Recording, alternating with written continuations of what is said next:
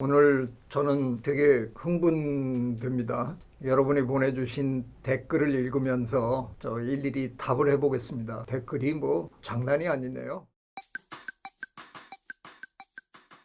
이분 누구세요? 김의담 씨. 썸네일 보고 교수님 보니까 교수님도 염소로 보여? 예전에 유치원에 제가 강연을 제법 여러 번 했는데요. 강연 중에 어떤 녀석이 손을 들더라고요. 유치원 꼬마 하나가. 선생님 개미처럼 생겼어요. 어떻게 보셨지? 제가 눈이 진짜 작거든요. 제 안 사람이 저랑 결혼하면서 딱 하나 걱정은 눈이다. 그랬는데 저보고 같이 거울 보면서 눈 좀 떠보라고. 나 떴어. 그런데 아니 진짜 떠봐. 그래서 눈동자가 왜 그렇게 작아? 예, 우리 인간을 털없는 원숭이라 그러잖아요. 그렇다고 진짜 없나요? 없는 건 아니에요. 솜털로 다 뒤덮여 있고요. 털이 없는 것은 거의 없어요. 우리도 털이 있는데요. 동물들 털만큼 많지 않은 거죠. 동물들이 털을 가지게 된 게 아니고요. 우리가 털이 좀 줄어든 것뿐입니다. 댓글 읽다가 보니까 제 뒷조사 하시는 분들이 많으시네요. 제가 생명이 있는 것은 다 아름답다라는 책을 쓴 사람 맞습니다. 동물들이 과연 1년 주기로 시간을 알고, 여기서부터 아닐 것 같아요. 제 생각에 동물들은 우리처럼 달력을 갖고 있는 게 아닐 거 아니에요. 아마 우리 인간도 그 달력이라는 걸 우리가 만들고 이렇게 하지 않았더라면 1년이라는 개념이 우리 인간에게도 과연 있을 수 있었을까? 그 벙커에 들어가서 지내면 제일 먼저 사람이 잃는 감각이 시간 감각이에요. 공룡, 티라노사우루스를 부활시키면 지금 2020년 지구에서 몇 초 버틸 수 있을까요? 부연 설명이 좀 필요합니다. 왜 몇 초밖에 못 버틴다고 생각하시는지, 진짜 뭐 미세먼지라든가 이 복잡한 세상에 정신적으로 굉장한 충격을 받아서 뭐 그런다는 건지 궁금해요. 근데 저는 오히려 쥐라기 공원의 배틀탱크님이 생각하는 것보다 훨씬 더 현실적이라고 생각합니다. 만약에 우리가 걔네들을 복원할 수만 있다 그러면 진짜 걔네들이 도시로 막 튀어나올까 봐 걱정해야 되는 게 오히려 맞다고 생각합니다. 저는 천재가 아닙니다. 호모 심비우스라는 용어를 뭐 아는 분이 그래도 이제 제법 많은가 봐요. 제가 만들었는데요. 심비오시스라는 그거는 이제 명사잖아요. 그게 사실은 라틴어에서 온 말이거든요. 호모 심비오시스 이렇게는 못 붙이는 거거든요. 호모인데 어떤 호모냐? 우리가 호모 사피엔스 이러면 사피엔스가 영어로 wise라는 뜻이거든요. 그러니까 현명한 인류, 현명한 인간. 스펠링이 그렇게 녹록하지가 않아요. 제가 혼자서 괜히 주먹구구로 이렇게 붙였으면 보나마나 저 스펠링 틀렸을 거예요. 근데 하버드 대학 고전학과의 현재 학과장님이 붙여주신 이름입니다. 공생하는 인간 뭐 이런 뜻이죠. 키위야. 키위새는 생김새가 비슷해서 이름이 같은 건가요? 맞습니다. 이렇게 보면 동스름한데 키위 껍질 같이 이렇게 보슬보슬 하잖아요. 그래서 붙여진 이름이에요. 하디 와인베르크 법칙에 대해서 설명해 주세요. 책 보세요. 제가 여기서 그 설명은 못할 것 같아요. 저 이 일련의 댓글 되게 재밌다고 생각해요. 저는 우리 인간의 현대인의 수명이 이렇게 굉장히 길어진 거에 치과의사 선생님들의 공헌이 저는 엄청났다고 생각하는 사람이거든요. 고령이 되면 못 먹어서 죽어요. 이가 망가지면 씹지 못하고 그래서 결국은 못 먹고 그러면 영양 상태가 안 좋아서 죽는 거거든요. 야생동물들은 그럼 양치질을 하느냐 뭐 이런 질문인데 양치질 못 하겠죠. 인간처럼 자극적인 음식을 먹지 않을 뿐더러 짜피 이빨 다 썩기 전에 수명이 그리 안 길어서 죽기 때문에 괜찮아요. 정답입니다. 치아 문제가 이슈가 되기 전에 야생동물들은 되게 죽는 거예요. 수명이 이빨이 썩어서 힘들어할 그때까지 수명이 길지 않은 거죠. 닦고 이럴 필요가 없는 거죠. 치과에 가기 전에 대충 돌아가신다. 그게 정답입니다. You, me at 5라는 분. 네, 저도 동의합니다. 이런 연구 한번 해볼 만하다고 생각하고요. 저는 이제 뭐 거의 은퇴한 사람이라서요. 제가 지금 하기는 뭐하고 직접 하시죠. 그래서 좋은 거 발견하면 저희들한테도 좀 알려주십시오. 네, 국립생태원 네, 한번 꼭 가보십시오. 좋은 곳입니다. 자기가 만들어 놓고 그렇게 얘기하면 웃기지만 뱀이요. 해부에 보면 그 몸속에선 다 또렷하게 구별이 됩니다. 바깥에서 우리가 안 보여서 그렇죠. 예, 이거를 진화에 관련해서 제가 이 질문이 설명하기 좋은 기회라고 생각해서 하는데요. 왜 어떤 거는 없느냐, 왜 어떤 거는 진화하지 않았느냐라고 묻는 건 좀 억지입니다. 자연계에는 워낙 많은 종류의 동물들이 살고 있고 식물도 살고 있고 너무 다양하고 다양한 환경에서 살고 있고 그래서 사실은 무지무지 다양한 일들이 벌어지는 거지만 안 벌어지는 일도 너무 많아요. 왜 우리 인간은 네 발로 안 다니냐, 뭐 왜 이런, 그거는 좀 억지스러운 질문이에요. 그럴 진화적 기회가 없으면 그렇게 진화할 수 없는 거죠. 그래서 뭐 재밌게 생각해 보실 건 많은데 이런 질문은 대부분의 경우에 답이 없습니다. 저 아직 이 책 못 읽어봤는데 네, 한번 찾아보겠습니다. 예, 근데 그 다음에 정확하게는 말과에 속하나요? 예, 당나귀과는 없습니다. 그러니까 전부 말과에 속하고요. 얼룩말은 당나귀하고 가깝습니다. 뭐 맹수 위협 있죠. 저는 제가 가 있는 곳마다 제규어가 출몰하는 곳이었거든요. 못 봤습니다. 맹수가 그렇게까지 위험한 거는 아닙니다. 오히려 독충 뭐 이런 게 오히려 더 위험하죠. 네, 이 흰자위 얘기를 제가 드렸었는데 조금은 부연 설명을 제가 했었어야 되는구나 하는 생각이 들어요. 다른 동물들의 흰자위가 없다는 뜻은 아닙니다. 흰자위가 안 보인다는 뜻이죠. 지금 이름도 둘이 재밌네. 우리 집 강아지 이름이 둘인데. 네, 흰자위가 있는 강아지들이 제법 많죠. 그런데 잘 들여다보시면 흰자위 거의 안 보이지 않아요? 눈 가상자리로 조금 보이죠. 근데 그 정도 흰자위 가지고는 설명드린 대로 어디를 보고 있다든가 엉뚱한 데를 봐서 그 마음 상태를 들킨다든가 이런 게 나타나는 정도가 아닌 거죠. 하여간 인간만 눈을 뜨고 있을 때 눈의 상당 부분이 흰색을 띠고 있고 그것 때문에 동공이 어느 쪽을 향하느냐 하는 게 분명하게 드러나는 그런 동물이 인간을 빼고 거의 없다는 거지 흰자위가 없다는 뜻은 아닙니다. 제가 지금까지 거짓말 안 보태고요. 한 20번은 들었습니다. 목사님이세요? 저 목사 아닙니다. 최초로 물 밖으로 나온 날치 콜럼버스. 콜럼버스가 아메리카 대륙을 최초로 발견한 사람 아니잖아요. 굉장히 서구인의 관점에서 본 거잖아요. 서양 사람들 너무 지네 마음대로 해요. 교수님이 생각하시는 진화론적 관점에서의 동성애자, 트랜스젠더 등 성소수자에 대해 설명해 주실 수 있나요? 언제 한번 하죠. 제 연구실에는 동물들 세계의 동성애에 관해서 그 케이스를 쭉 적어놓은 책이 백과사전 두께의 책이 있습니다. 어마어마하게 많습니다. 그냥 간단히 얘기하면 거의 모든 동물에 동성애자가 있다고 보시면 됩니다. 나무 껍질이 갈라지는 모습이 나무마다 다 다르다. 예, 그겁니다. 답이 그냥 그겁니다. 다 다릅니다. 그냥 자연은 워낙 다양한 것들이 다양한 환경에서 살다 보니까 정답이라는 게 없어요. 얘기는 들어봤는데요. 실제로 본 적은 없습니다.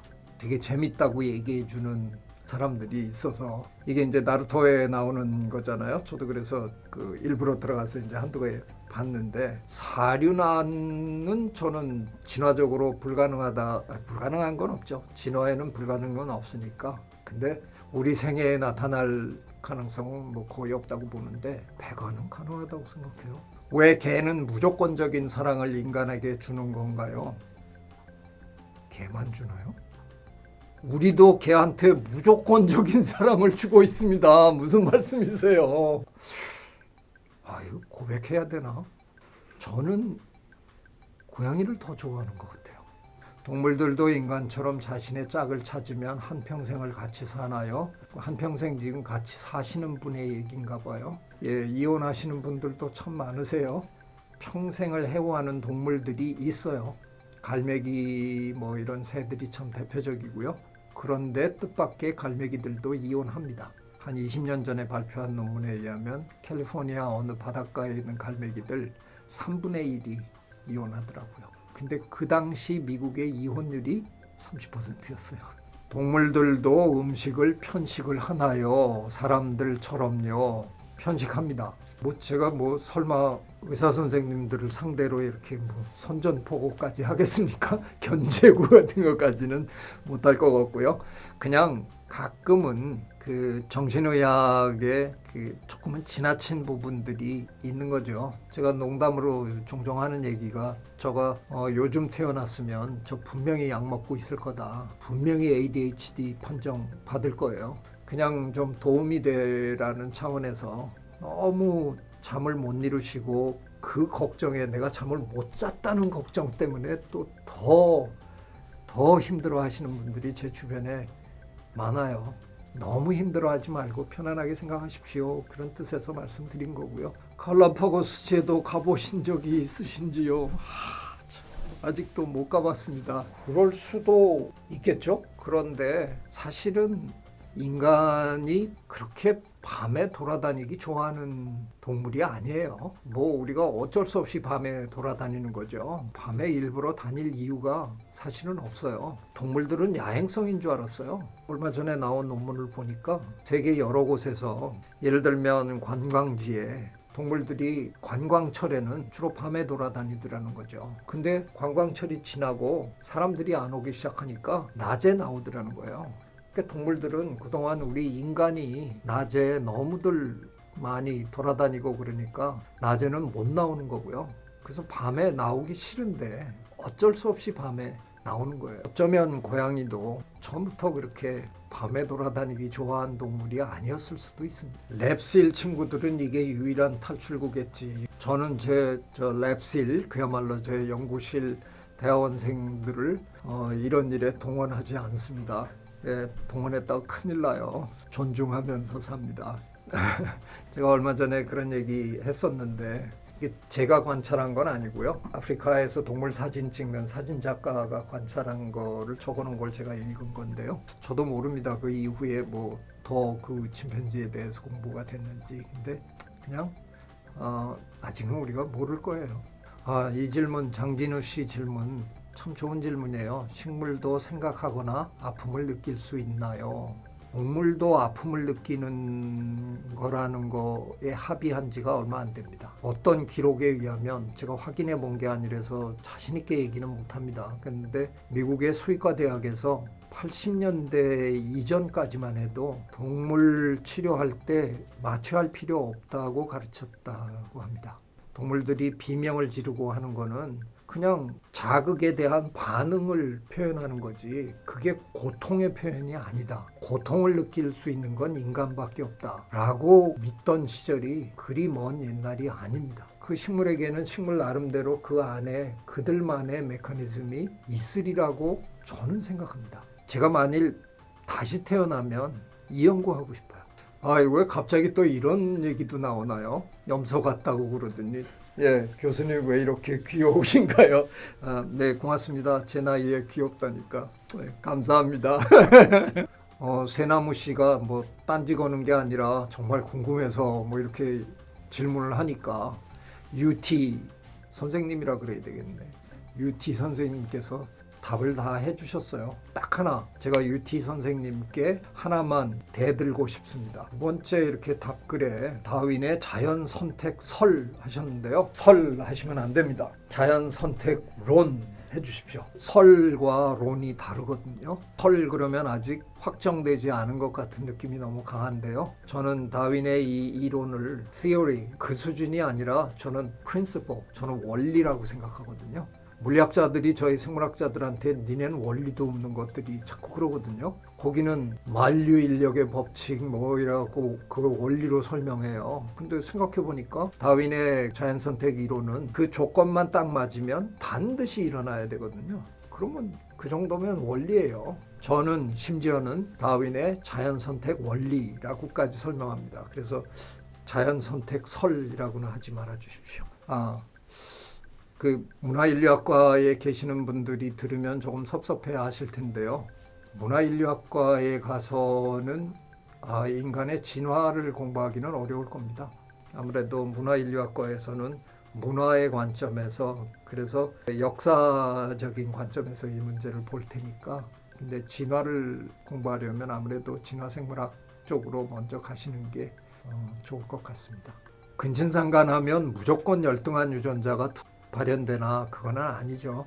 그런 근친상간을 하면 열등한 유전자가 발현될 확률이 높아지는 거죠.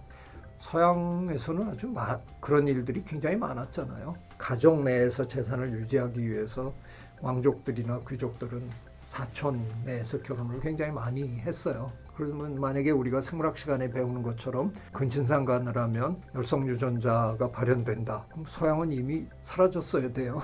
발현될 확률이 높아지는 거지 발현되는 건 아닙니다. 그리고 그 확률은 그렇게까지 심각하게 높은 건 아닙니다. 진화생물학자를 꿈꾸고 있는 고등학생입니다. 예, 고맙습니다. 앞으로도 열심히 하겠습니다. 수의사가 꿈인데 선생님 영상이 많이 도움이 돼요. 네, 좋은 수의사 되시기 바랍니다. 자기가 너무 힘들겠다고 할 때는 도망가더라고요. 여러분 다큐멘터리에서 보면 영양 엄마가 사자한테 자기 새끼가 갈 때 처음에 막 덤벼들어서 이렇게 하다가 도저히 안 되겠다 싶으면 어느 순간에 참 매정할 정도로 톡톡 털고 가버리잖아요. 어떻게 생각하면 그게 더 현명한 일이에요. 왜냐하면 그 자식을 구하려고, 거의 죽어가는 자식을 구하려고 하다가 내 목숨이 끊어지면 내가 다음 새끼를 못 낳는 거잖아요. 그럴 때 동물들은 어떻게 보면 그 계산을 하는 건 아니겠지만 그렇게 행동하는 동물들이 더 많은 자손을 남긴 거죠. 그래서 동물들 세계에서는 그게 우리 눈에는 되게 매정한, 모성이 끝났어? 이렇게 느끼겠지만 어느 순간에 동물들 엄마들은 포기하고 가요. 그래야 또 다음 새끼를 낳을 수 있는 거니까. 동물이 사람보다 잘 본다고 하셨는데 독수리 같은 동물은 예외인가요? 아니요, 제가 예외라고 얘기하지 않았고요. 동물들은 굉장히 먼 거리에 있는 걸 잘 보기도 하고 특별한 어둠 속에서도 잘 보기도 하고 여러 가지 독특한 그런 기능들이 있는데 그걸 다 아우러서 한번 평가를 해본다 그러면 우리처럼 이렇게 명확한 영상을 보고 하는 이런 동물이 없다는 그런 말씀이세요. 제가 보기에는 가장 좋은 눈을 가진 동물이 우리라고 생각합니다. 물론 먼 곳을 잘 못 보지만 그래서 우리 망원경 만들었잖아요. 작은 거 못 본다고 우린 또 현미경 만들었고. 네, 밤길 조심하면서 다니겠습니다. 저 평생 겪은 얘기인데요. 연구비 발표하러 가면 그 마지막에 제가 꼭 떨어지는 이유가 그런데요. 심사하시는 선생님들이 최유천 교수 연구 참 재밌고 좋을 것 같은데 그거 꼭 해야 됩니까? 누가 그러면 제가 까치 연구하고 돌고래 연구하고 긴팔원숭이 연구하고 개미 연구하고 그러는데 제 연구 없어도 인간 사는데 인간 사회에 별 지장 없어요. 별 볼 일 없는 연구하는 사람이에요. 그런데 그래도 이번에 코로나 겪으면서 그래도 이런 얘기 하시는 분들이 좀 생겼는데요. 우리가 자연에 대해서 보다 많이 알고 있었더라면 이런 재앙을 미리 좀 막을 수도 있지 않았을까. 동의합니다. 어느 정도 우리가 먹고 사는 문제가 해결되기 시작하면 저 같은 사람이 하는 연구 이제는 국가 차원에서 도와줘야 될 때가 온 겁니다. 당장 돈 버는 일에 관여하는 일은 아닐지도 몰라도 궁극적으로 진짜 계산을 해본다 그래도 돈을 아끼는 일에 어마어마하게 공헌할 거거든요. 이 얘기는 제가 여기서 그냥 답변하기는 너무 억울해서요. 나중에 제대로 얘기를 하겠습니다. 하루에 10개씩 그러셨는데 금년에도 열심히 하겠습니다. 제 얘기가 재밌으면 좋겠고요. 제 얘기 듣고 잠시라도 이 힘든 요즘 사태를 잊으실 수 있으면 좋겠다는 그런 바람입니다. 조금 힘드시지만 정부 방침 잘 따르시면서 조금만 더 견딥시다. 그러는 동안에 하여간 재밌는 동물 얘기 제가 아는 한 많이 들려드리겠습니다. 오늘 여러분 댓글 읽으면서 이런저런 얘기해 보니까 재밌네요. 네, 또 만납시다.